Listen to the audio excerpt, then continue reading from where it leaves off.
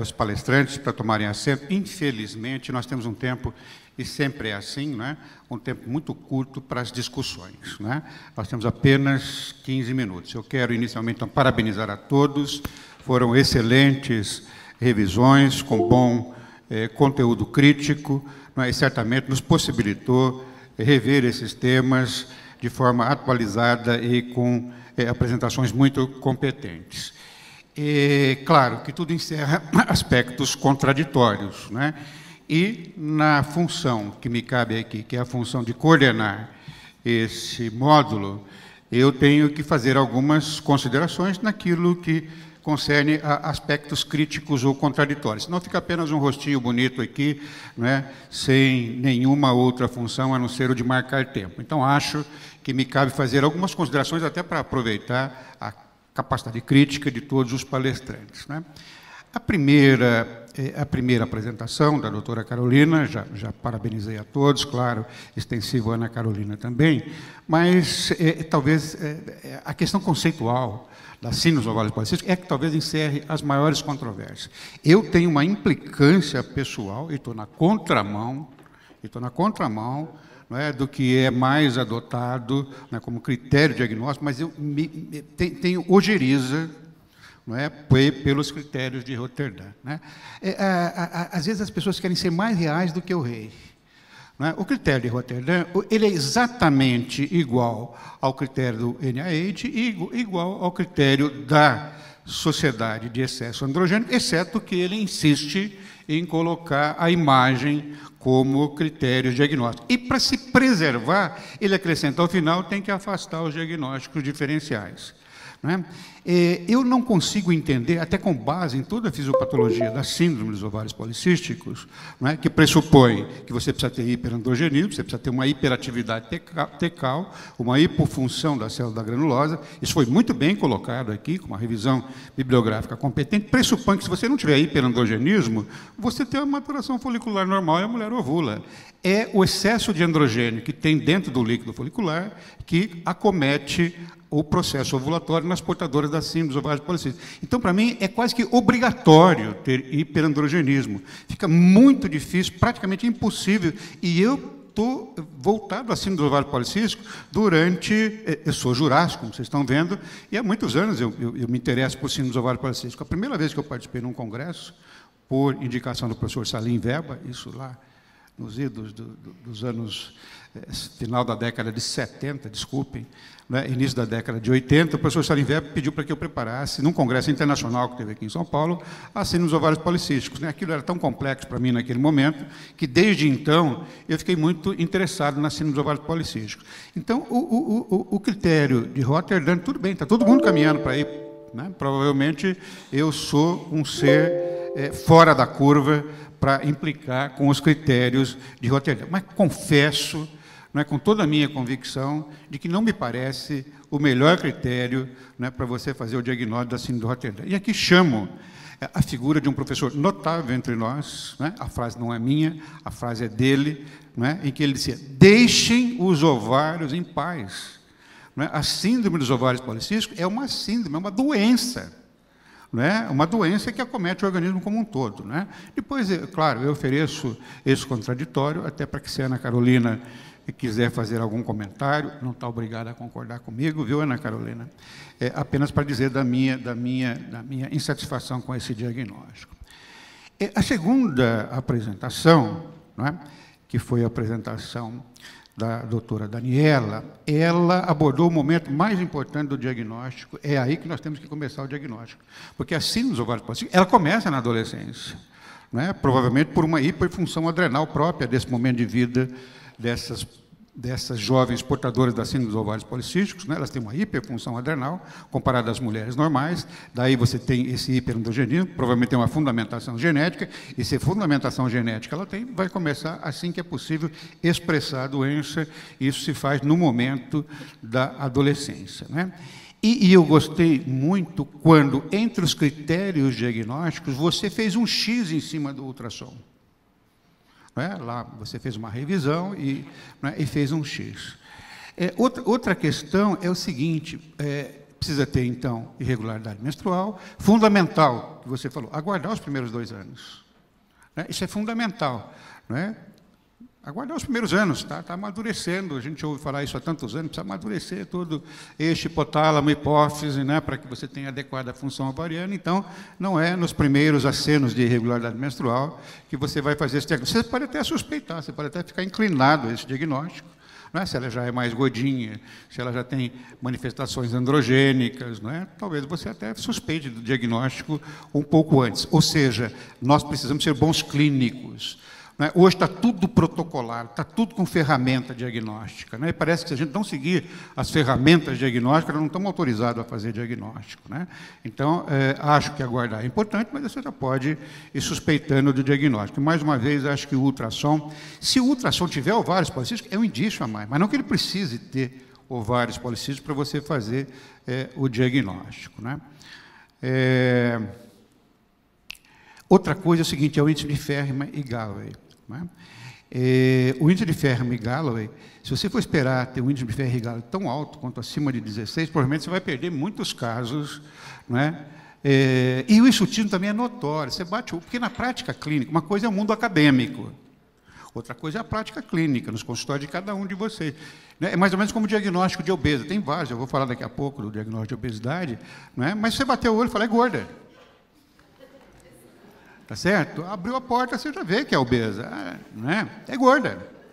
Não é? Mas não, tem que estar o critério, não sei de quanto, da circunferência. Não, é gorda.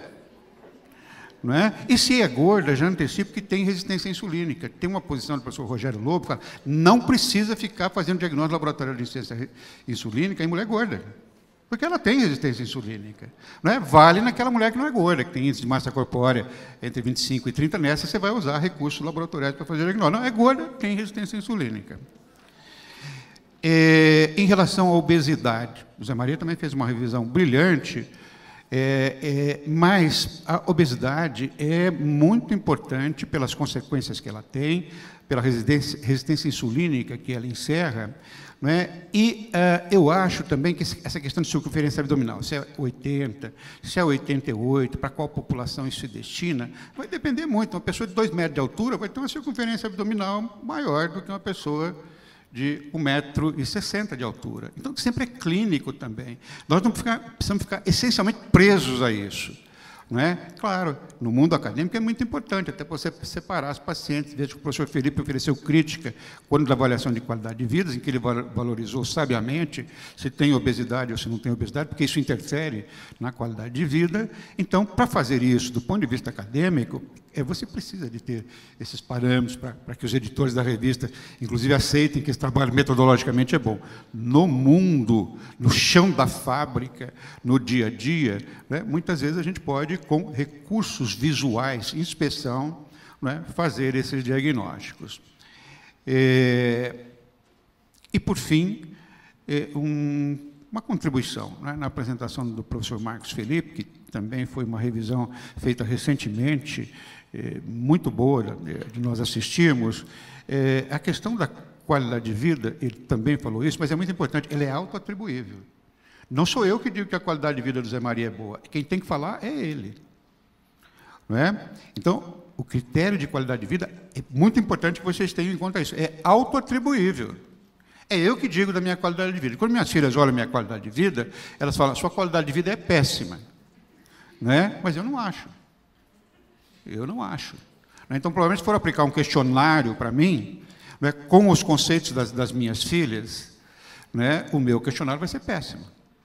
Né? Mas se eu responder esse questionário pelos meus conceitos, provavelmente vou ter... Então, por isso que esses questionários, como o professor Felipe bem colocou, eles devem ser preenchidos pelas pacientes, exceto se elas não têm condição, como muitas pacientes em nosso meio não têm, eu preciso ir decodificando para ela, eu preciso ter um entrevistador para ir fazendo. Isso é muito importante. E um outro comentário, os questionários de qualidade de vida, eles podem ser genéricos, como é o SF-36, como bem disse o professor Felipe, mas quando a pessoa tem uma morbidade, né, quando ela tem uma doença estabelecida, tem câncer, né, o questionário de qualidade de vida para quem tem câncer não é o mesmo questionário de qualidade de vida, não é, para quem tem síndrome dos ovários policísticos. Por isso que vocês vão ver questionários de vida hoje direcionados para doenças específicas, Questionário de vida para quem tem depressão, não é? É diferente do questionário de vida para quem tem síndrome dos ovários policísticos, né? Essa semana eu tive que dar uma aula sobre burnout, fiz a abertura do Congresso Gaúcho de Porto Alegre sobre burnout, nunca tinha preparado, me pediram, você tem inimigos, é uma desgraça, né? Me pediram para preparar síndrome de burnout no ginecologista e obstetra. Eu tive que fazer o mesmo trabalho que você teve aqui para procurar a qualidade de vida em pacientes com síndrome de ovário policístico. E lá tem um questionário para preencher síndrome de burnout. E eu preenchi o meu. Nossa, terrível. Eu sou um indivíduo candidato altíssimo a desenvolver síndrome de burnout, né? A única coisa que não deu no meu lá na burnout é tendência suicida. Graças a Deus não estou querendo me matar, né? Mas o meu risco, né, para a integração minha vida pessoal com a minha vida profissional, ela está muito inclinada para a vida profissional e eu estou deixando muito de lado as questões da vida pessoal, familiar, que o professor Felipe colocou, que na qualidade de vida são extremamente importantes, né? Então, a qualidade de vida ela é muito direcionada para a situação específica ou para doenças específicas. Mas isso são para oferecer aspectos contraditórios, como eu disse para vocês, para não ficar aqui apenas um rostinho bonito controlando o tempo, né, e para oferecer o meu contraditório ou o meu ponto de vista, né? Com isso, eu quase que esgotei o tempo que nós temos para discussão, para interação de vocês e para a réplica, se julgarem apropriado, dos nossos brilhantes palestrantes aqui. Então, eu vou oferecer, num primeiro momento, para ver se do que eu falei há uma discordância ou algum ponto específico que cada um de vocês queira comentar. Começo pela Ana Carolina, passo para todos os demais, e se vocês tiverem algum questionamento, preparem, porque ainda acho que teremos alguns minutinhos para a participação de vocês. Obrigada, professor. Eu vou só comentar brevemente com relação ao conceito de Roterdã. Eu concordo que, realmente, a paciente que tem ovário policístico sem manifestação hiperandrogênica é um ponto um pouco fora da curva e é esquisito a gente falar isso, né? Do ponto de vista clínico metabólico, sem o androgênio, principalmente se ela também não tem o critério laboratorial, que na maioria das vezes, se ela não tem o clínico, ela não vai ter o laboratorial, ela tem um comportamento diferente até do ponto de vista metabólico. Então, realmente é muito controverso. A gente adota esse critério porque ele é o mais aceito e, principalmente, para você não perder paciente e deixar de fora para fazer diagnóstico de algumas que podem evoluir para esse quadro mais clássico. Mas, do ponto de vista da infertilidade, que a gente vê que mesmo as mulheres que são nesse fenótipo, sem hiperandrogenismo, mas têm a característica policística dos ovários, o comportamento delas, do ponto de vista de resposta à indução de ovulação, é exatamente igual a daquelas com SOP clássico. Então, alguma coisa de ovário policístico, elas têm. Talvez ou por um componente genético ou por uma própria uma sensibilidade menor dos receptores periféricos, né, na pele, no pelo, não tem a mesma manifestação que as outras pacientes com fenótipo mais convencional, mas alguma coisa de ovário policístico, o comportamento do ovário delas é muito parecido do ponto de vista reprodutivo. Só para, não vou contraditar, não, só para lembrar, quando você fala em hiperandrogenismo, você está falando em hiperandrogenismo clínico ou laboratorial, ou um ou outro, ou os dois. Né? Quando eu digo que eu fico intrigado em não ter hiperandrogenismo, é porque, se não tem hiperandrogenismo, a meu juízo, não é síndrome dos ovários policísticos, mas muito válido os comentários da doutora Ana Carolina. Agora, seguimos a segunda apresentação, a doutora Daniela.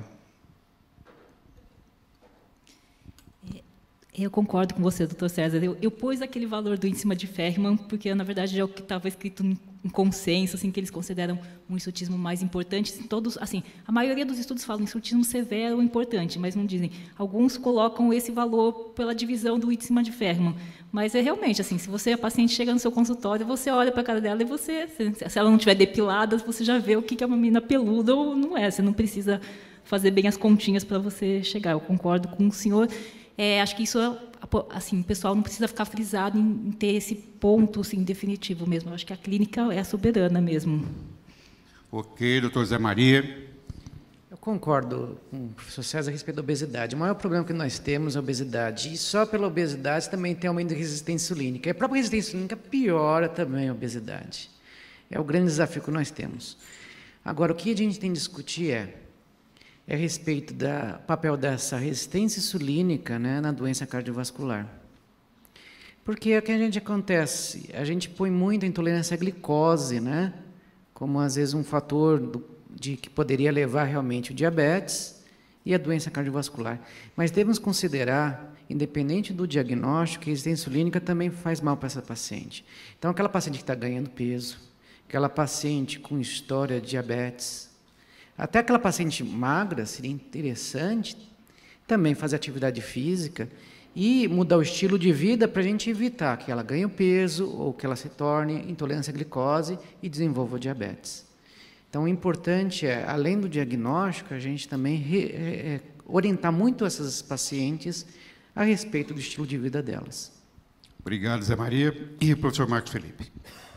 Bem, reforçando as palavras do professor César com relação a esses critérios de Roterdã, não é? Se não tiver sinais de hiperandrogenismo, o paciente não tem ovário policístico, não é? Então, reforçando isso. E nós temos uma dificuldade adicional, que são as dosagens de androgênios para as mulheres. Os métodos utilizados corriqueiramente nos laboratórios não são fidedignos. Para você, quando tem um resultado, você deve sempre olhar aquele resultado com uma certa desconfiança, porque os métodos são desenvolvidos para sexo masculino e os critérios são muito diferentes. Então, prestar atenção nisso. Com relação à minha apresentação propriamente dita, a questão da qualidade de vida, já foi dito, é a questão, o ideal é que a paciente faça a sua própria autoavaliação. Isso é muito importante. Mas eu queria também deixar claro que você não pode pegar um questionário numa literatura qualquer e aplicar na sua paciente. Ele tem que ser validado para aquela população. Acho que eu deveria ter falado isso em aula. Ele tem que ser específico, a validação para aquela população que inclui as suas pacientes. Então, vocês viram que tem diferenças na aplicabilidade. Quando você fala de muçulmanas versus cristãs, etc., né? Então, faz muita diferença isso aí.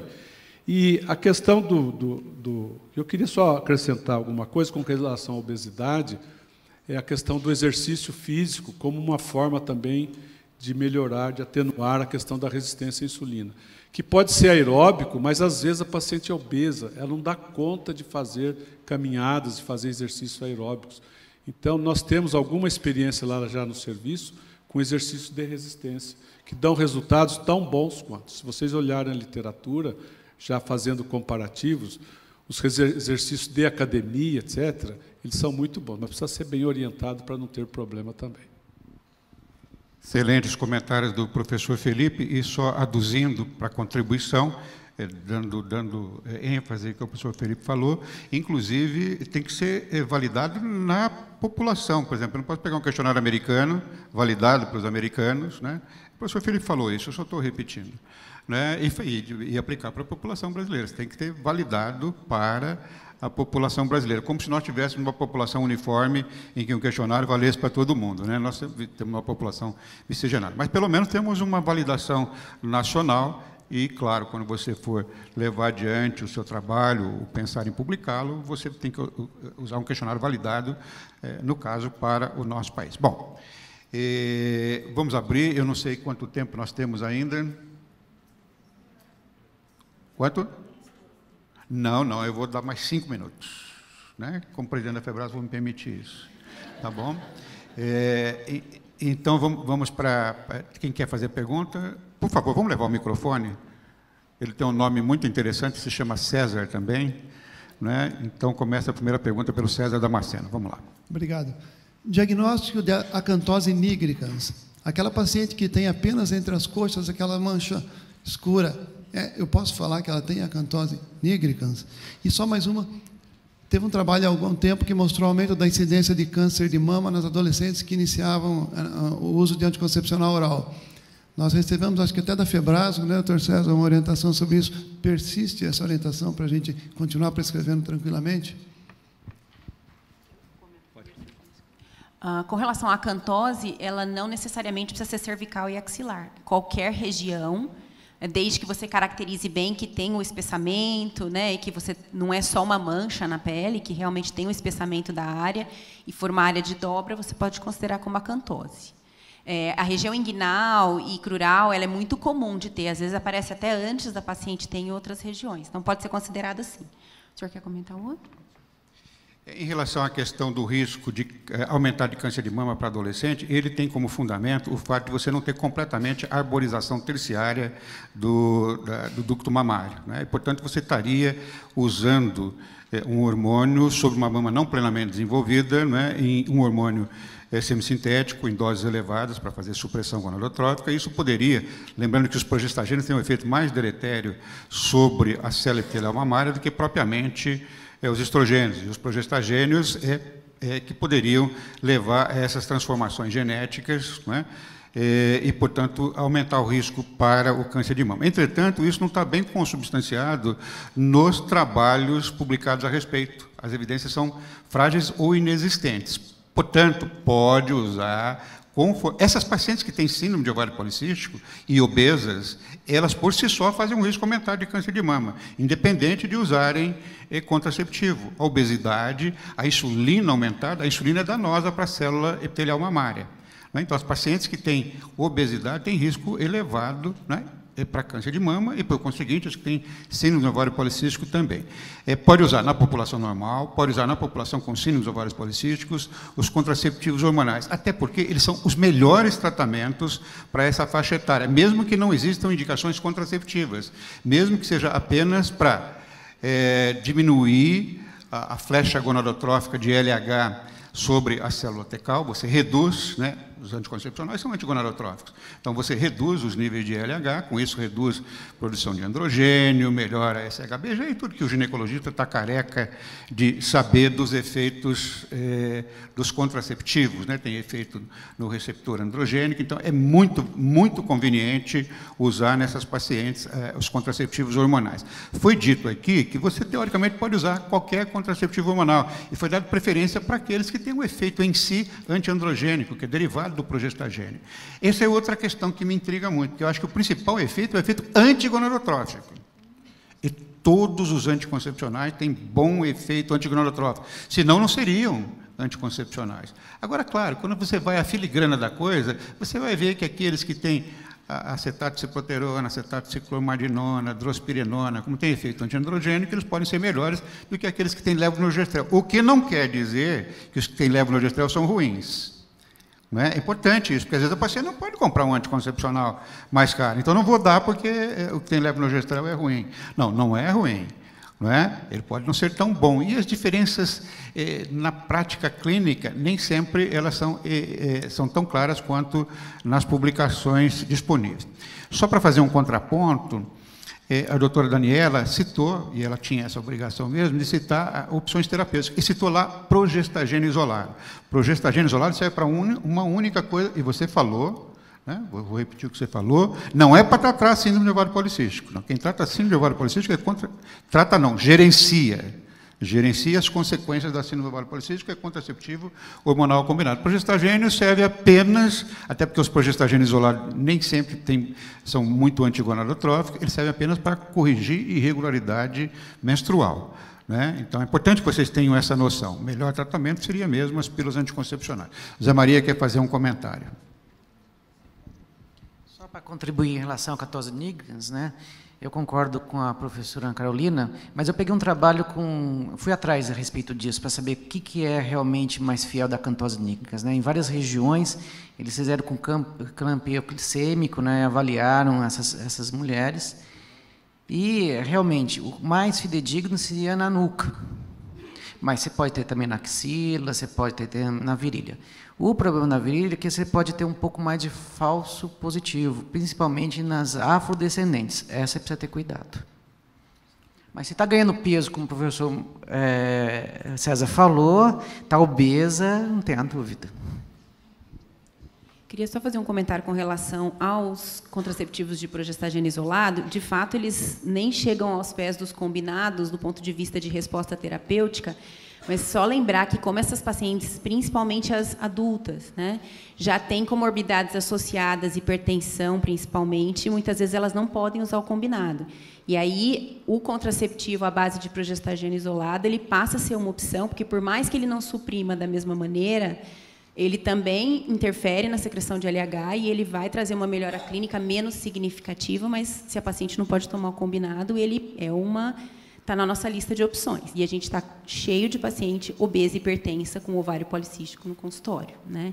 Então, muitas vezes, essa vai ser, talvez, a nossa única opção, e aí se associa um antiandrogênico para você ter uma melhora clínica. Mas acredito que isso vai ser discutido no próximo bloco.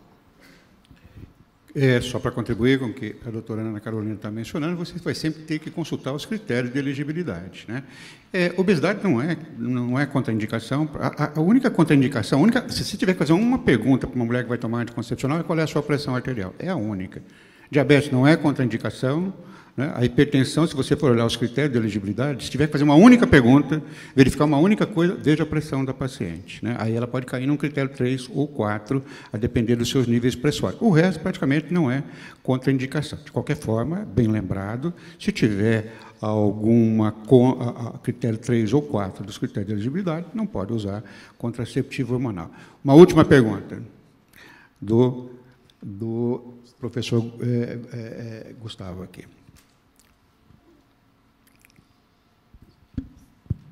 Bom, parabéns a toda a banca, parabéns à Febrasgo pela organização. Eu não poderia perder a oportunidade de levantar alguns temas polêmicos, principalmente tendo tantos especialistas. Mas eu queria perguntar para a professora Daniela e comentários da mesa com relação à questão da prevenção de SOP em adolescente. Existem alguns trabalhos bastante controversos de um grupo espanhol, em que ela propõe o uso de espironolactona, pioglitazona, metformina em pacientes com, entre aspas, adolescentes com suspeita de SOP. E, segundo ela, nos resultados prospectivos que ela tem, essas pacientes, posteriormente, após esse tratamento de 2 anos, por volta de 2 anos, elas teriam menores chances de ter SOP depois. Então, eu queria um comentário a respeito disso e alguém da mesa também que pudesse falar a respeito dessa prevenção de SOP em adolescente. Eu vi esse trabalho, inclusive, assim, nesse consenso que é mais específico de pediatria, que eu citei, que é do Ibanez, um grupo todo que é da Sociedade de Pediatria, eles falam um pouco disso, de uso de medicações para a prevenção da SOP nas adolescentes que, assim, ainda não tem fechado o diagnóstico, mas tem assim, são um pouco mais obesas, com algumas manifestações androgênicas, de entrar com a medicação no sentido de prevenir, principalmente os agentes insulino-resistentes, né? Mas, assim, na verdade, eles põem que isso ainda não é determinado, né? Os estudos dizem assim, e eu também não entraria por conta dos efeitos colaterais. Na prática clínica, eu prefiro orientar mais a questão de mudança de estilo de vida, atividade física, dieta, do que entrar com medicação no sentido de prevenção. Não sei se a mesa concorda comigo. Você está lembrado, né, que o Ricardo Aziz veio aqui, né, nós conversamos a respeito desse trabalho da Ibanez, né, a respeito dessas pacientes, né, e a crítica que ele fez esse trabalho, que o N é pequeno, né, e até a metodologia de se avaliar e acompanhar as pacientes é um pouco controverso. Mas veja, ela é uma pessoa muito inteligente. Ela tentar corrigir a parte metabólica e tudo. Ela é brava também, né? Eu sei. Ela é brava. Corrigir já na adolescência seria algo que a gente deveria fazer, começar mais cedo, né? Mas só para lembrar também, você lembra o trabalho da Cury, que a gente fez metformina com estilo de vida. E o que aconteceu? Elas perderam peso, mas a circunferência abdominal você perde com estilo de vida. Ou seja, nós estamos com todos os medicamentos e fármacos cortando o efeito, mas não a causa. Talvez a causa seja estilo de vida e mudar desde a infância, talvez a gente tenha um resultado melhor. Só para complementar, eu vou me reportar ao slide final do professor Zé Maria. A questão do estilo, a preocupante é a obesidade nas meninas adolescentes. É uma coisa muito preocupante. E antes de começar a história de metformina, seria melhor mesmo mudar o estilo de vida, a alimentação mais regular para essas meninas. Porque o que está por trás disso, de certa forma, é a obesidade, né? Senão nós vamos ter que colocar, estava falando para você, metformina no filtro de água, entendeu? Então, todo mundo de manhã já toma copo d'água com metformina. Gustavo, foi uma contribuição importante que você trouxe. mas eu acho que ela tem que ser analisada pela seguinte ótica. Qual é essa doença? Né? De qual doença nós estamos falando? Nós estamos falando de uma doença que tem uma etiopatogenia obscura, porém com grande influência genética. Né? Tudo faz crer que ela tem um determinismo genético. Pode ser que nós conseguimos identificar esse determinismo ou que nós não o conhecemos, mas certamente deve ter um determinismo genético. Essa doença, ela não tem cura. Tudo faz crer que ela não tem cura. Então, provavelmente, esse trabalho ele não tem plausibilidade biológica, ele não tem suporte biológico. Né? Então, se melhorou, é porque não era síndrome de ovário policístico. Né? Porque a síndrome de ovário policístico, nós não podemos passar essa ideia de que nós vamos conseguir abortar a síndrome do ovário policístico. Não, não vai abortar. Né? Se abortou, é porque não era síndrome do ovário policístico, com quase toda certeza. Né? Talvez essa mulher com esse perfil emocional sendo brava, você tenha medo de oferecer um contraditório para ela. Né? Mas... A gente ofereceu. Mas, claro, até onde eu enxergo, né, os advogados são muito hábeis em expressar as suas opiniões. Eles expressam, afinal, eles colocam SMJ. Então, SMJ significa salvo melhor juízo. Né? Então, a minha opinião, SMJ, é que se esses pacientes melhoraram, não era síndrome de ovário policístico. Né? Porque senão fica a ideia de que, olha, nós vamos pegar essas meninas que estão com irregularidade menstrual, né, muito cedo, não vamos esperar nada, logo nos primeiros indícios, especialmente se ela for um pouquinho mais obesa, ou se eu conseguir fazer o diagnóstico de resistência insulínica, clínico ou laboratorial, eu vou sapecar um sensibilizador periférico de insulina e vou curar essa mulher. Não vai curar. Não vai curar. Você vai melhorar enquanto ela estiver usando, mas depois a doença, não sei se você pensa diferente. Né? Não, eu concordo, inclusive, porque assim, a ideia dela é interessante, e agora o método dela, quer dizer, nesse aspecto, a paciente tomava média de 6, 8 pílulas por dia. Eu perguntei para ela, falei assim, como é que você consegue aderência? Ela falou, eu consigo. Eu já sei que você consegue. Então, embora seja muito interessante a ideia, é impraticável, né? Quer dizer, numa criança, numa adolescente de 16 anos, 17 anos, você fazer um uso de um esquema terapêutico tão agressivo, mas é só para discussão aqui. Discussão. Não, foi excelente. Certamente vocês teriam outras dúvidas. A discussão aqui ela foi extremamente rica. Todos foram indisciplinados, excetuando o coordenador da mesa, que causou grande indisciplina aqui em relação ao gerenciamento do tempo, que fez com que nós avançássemos 25 minutos em relação ao tempo que estava... Não, 25 minutos. Deveríamos terminar às 10h15, né? E agora são 10h40 agora, né? Então, nós vamos dar 15 minutos de intervalo, voltamos às 10h55. Obrigado a cada um de vocês.